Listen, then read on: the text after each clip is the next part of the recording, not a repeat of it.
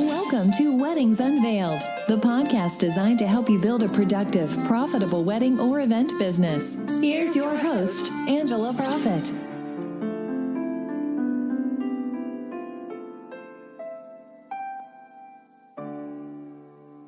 Hi, y'all. It's Angela Profit, your event and productivity therapist, coming to you from the heart of Music City in Nashville, Tennessee.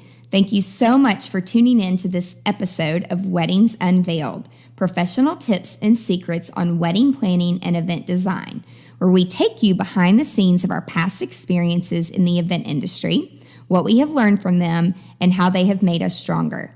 This podcast will help you grow a productive and profitable business to launch you into success within the hospitality industry.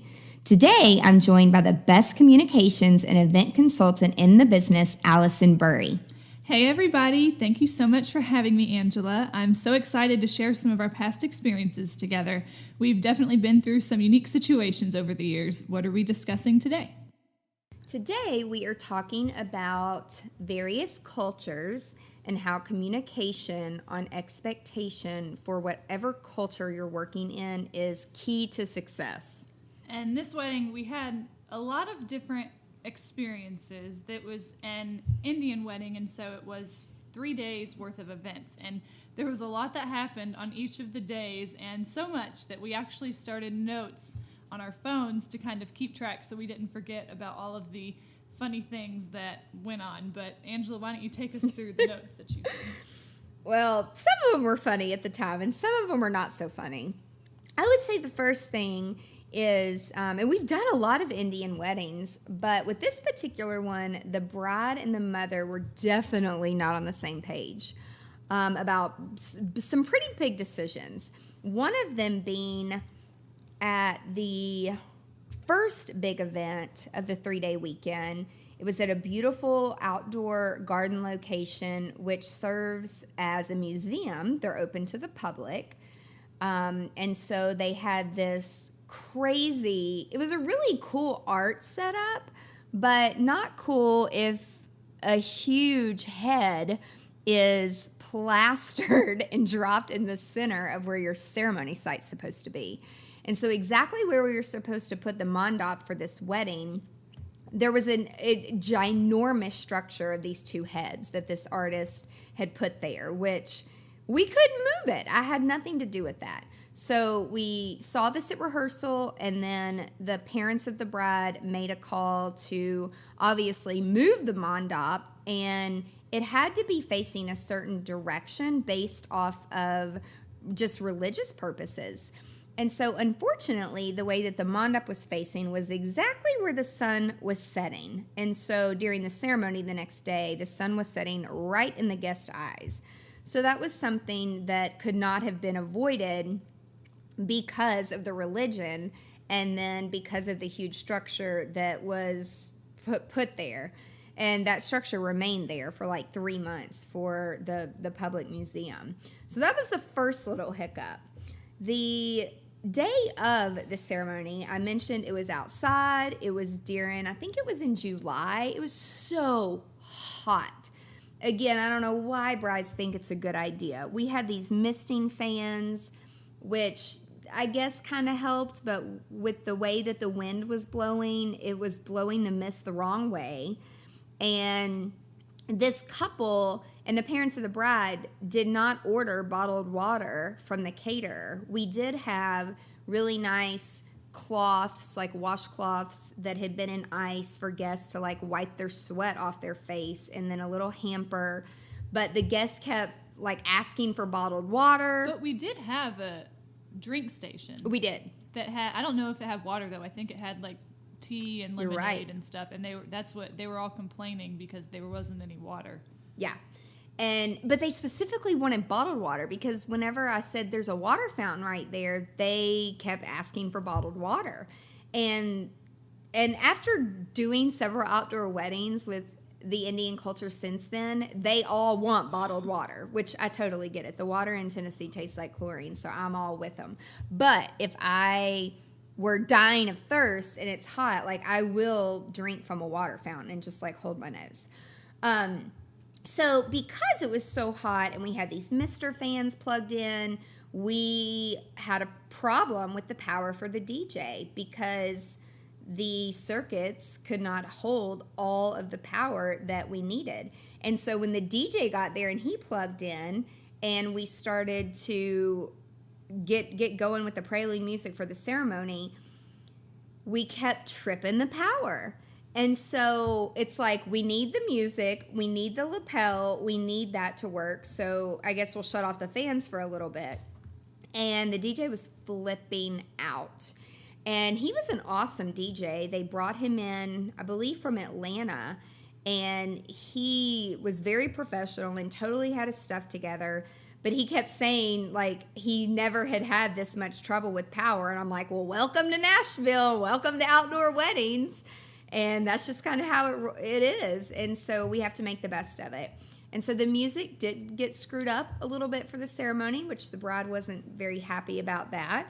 But she had no idea what was going on in the background with the guests complaining about the water and then all the stuff that we were trying to do just to get ready in the background. And so that was just from day one. Well, let me go into the reception. So the dinner that night, it was a quick, short dinner, no alcohol, and we were going to reuse the table numbers for the next night because there was a seating chart both nights, which is not very typical at Indian weddings, but it does create somewhat of order, which is great. And these table numbers, the bride had ordered them somewhere online. They were like gold mirror. They were beautiful. But guests were trying to take them at the end of the night and thinking that, I mean, no one told them that they could just take them out of flower arrangements and take them. So we're like chasing these guests down who they pretend like they don't speak English when you're trying to take something out of their purse. And I'll never forget trying to like confiscate these table numbers. And so then at the end of the night, we're recounting them for the next day, only to realize that we don't have them all.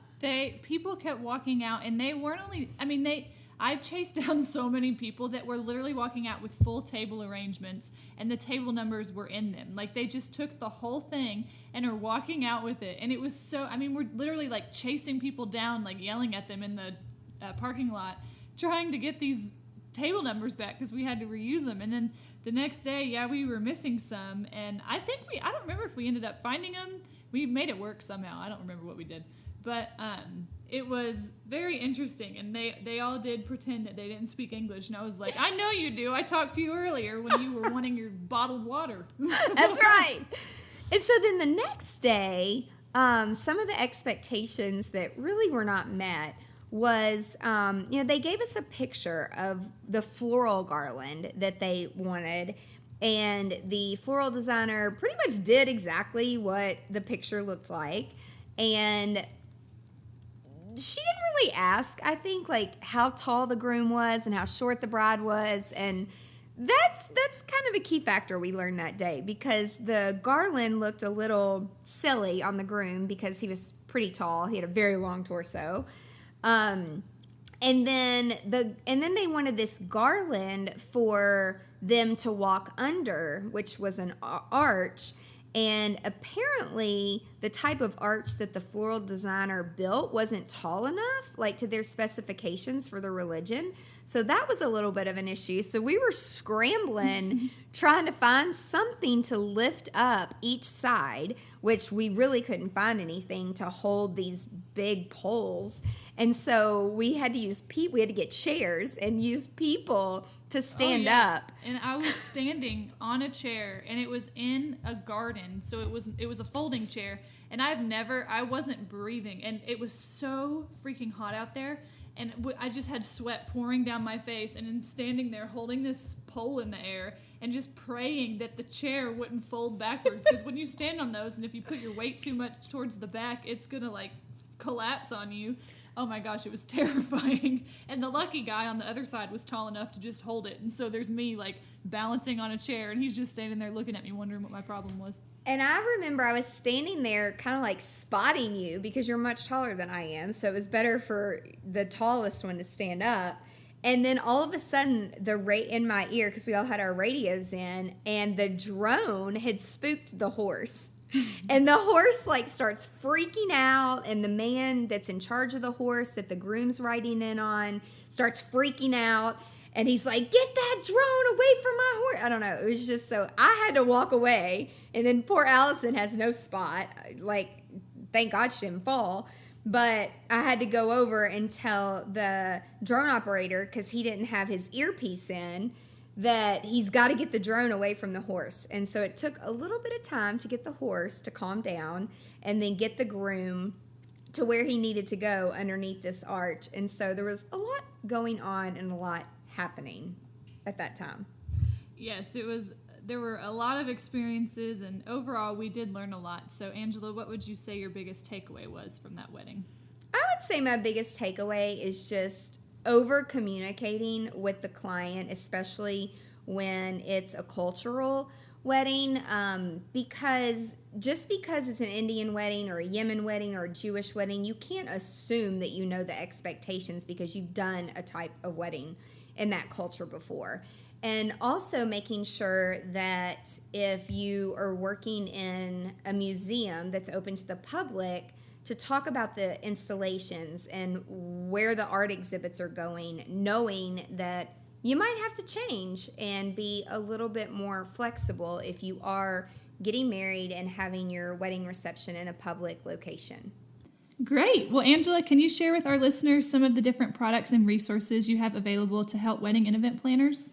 Absolutely. You can visit the blog on the website, and there's lots of great articles and resources available there, which it's angelaprofit.com. You can sign up for tips and resources and be part of our email list. We'll send you all kinds of juicy details. We do webinars and live events, so watch social media for more about that. Awesome. Well, Angela, thank you so much for sharing your valuable advice with us today. I can't wait for next week to tell more of our incredible experiences together. And thank you, Allison, so much for joining me. And thank you so much to our listeners for joining us today on Weddings Unveiled, professional tips and secrets on wedding planning and event design. Tune in next week to learn more from our past experiences. If you found this podcast helpful, please share it with other wedding and event professionals. Be sure to subscribe today so you never, ever miss the juicy details of Weddings Unveiled. I'm so passionate about helping other event professionals, and with my background in psychology, I appreciate that our best selves develop from real-life situations. Thank you so much for listening. Be sure to tune in next week for more tips on how to grow your business. And if you have a question or an unresolved issue that you want guidance on, connect with us on angelaprofit.com. For more valuable resources, again, visit the website. And until next time, remember to stay productive and profitable. You've been listening to Weddings Unveiled with Angela Profit. Join us next time for more insights to help you build a productive, profitable wedding or event business. For more great resources, head over to angelaprofit.com.